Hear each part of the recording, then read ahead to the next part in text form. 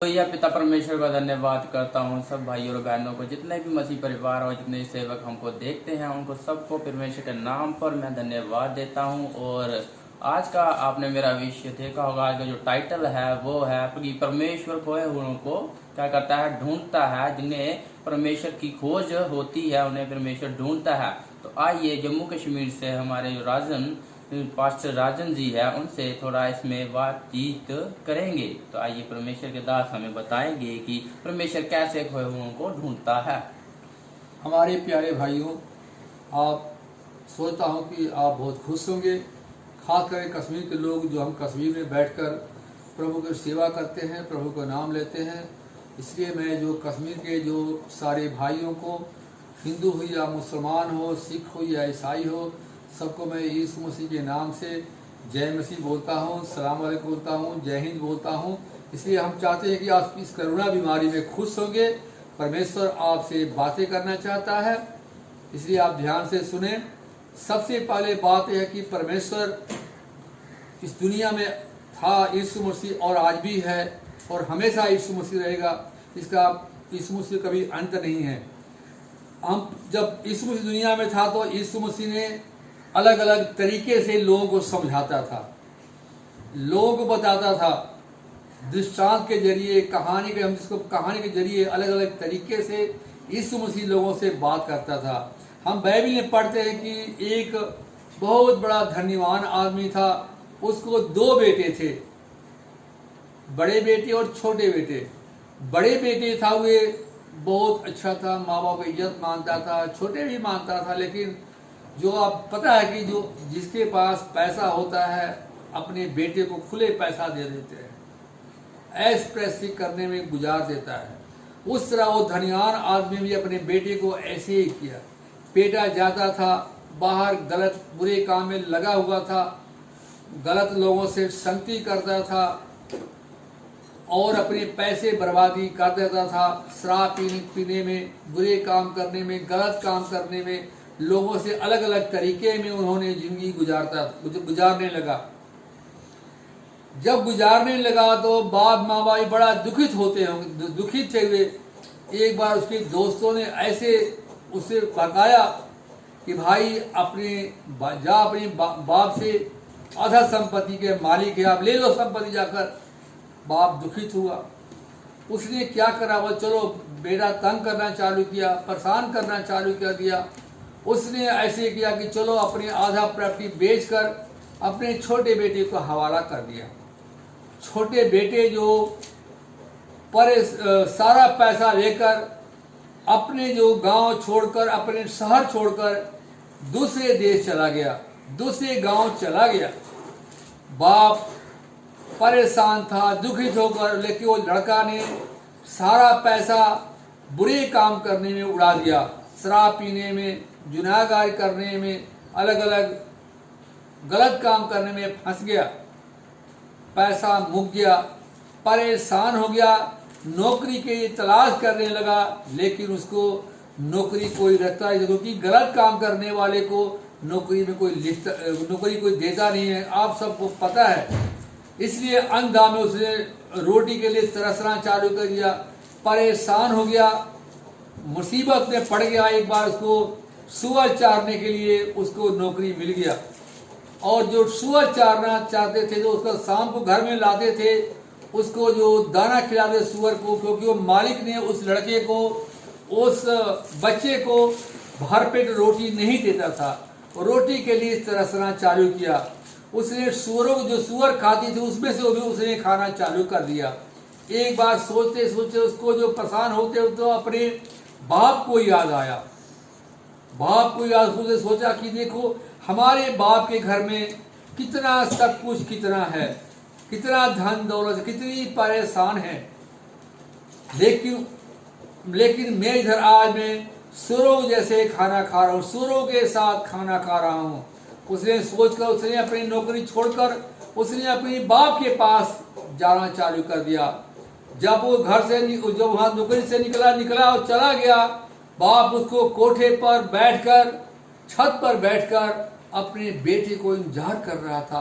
उसने दूर से देखा कि मेरा बेटा आ रहा है, गंदा कपड़ा पहना हुआ है, उसकी शकल दाढ़ी बड़ी हुई है, परेशान है, बाल लंबा हो गया है, बेकार हो गया है। उसने नौकरों से बोला, जाओ, वो मेरा बेटा उधर से आ रहा है, उसको जाओ, उसको दाढ़ी बनाओ, उसको बाल कटाओ, उसको अच्छे साबुन से नहाओ, उसको क्या बोलता है तैयार करके मेरे पास लाओ।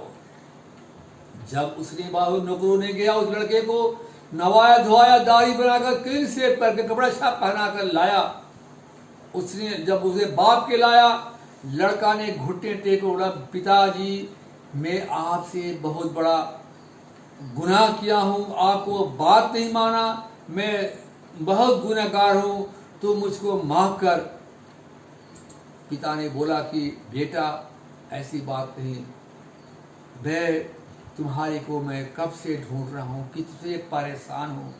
बाप ने उसको गले लगाया, उसको सब गलती गुनाह माफ कर दिया। अजीजो भाई बहन, इस तरह हमारा यीशु मसीह ऐसे ही है।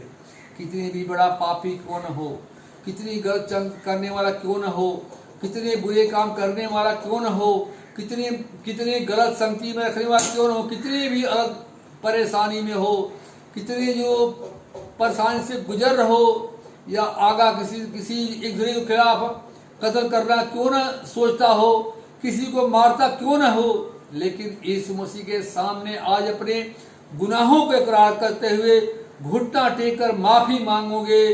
एक कश्मीर के भाइयों, खुदावन तुम्हारे सारे गुनाहों को माफ कर दिया। जिस तरह वो धन्यवान आदमी ने अपनी बेटे को गलती को माफ कर दिया, इतनी बर्बादी होने के बाद भी वो धन्यवान ने अपने बेटे को गलती माफ की। हमारा वही सर्वशक्तिमान परमेश्वर ने आपको बनाया, आपको इतने अच्छा शरीर दिया, आपकी हर बीमारियों से बचाया।